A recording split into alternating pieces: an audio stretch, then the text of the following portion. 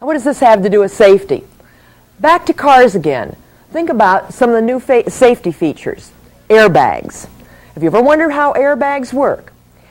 In a collision, if you have to put on the brakes very, very fast, that sudden deceleration, that sudden force, if you will, causes the airbag to be released. If you hit into an airbag, you are now hitting into something that, just like the egg in the sheet, causes the force to be extended over a long period of time.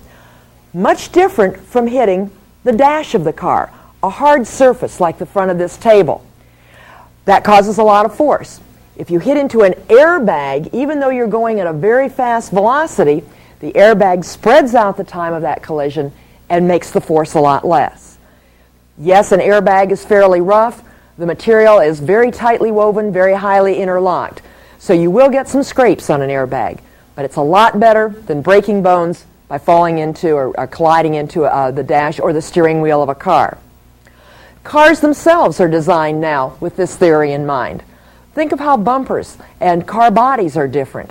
They now are much more flexible. Bumpers break away easily. They give easily. The construction of the car itself is made of materials combined with metals that are very flexible. And yes, it's very disturbing that it doesn't take much to dent a car anymore. Even just a shopping cart rolling into it will put a dent in your car. But that's the very purpose of the construction of that car. The longer a force occurs, if you can spread that out over a longer period of time, if you can make that car flexible, the force of impact will be quite a bit less. So again, we see Newton's third law in action: conservation of momentum and impulse.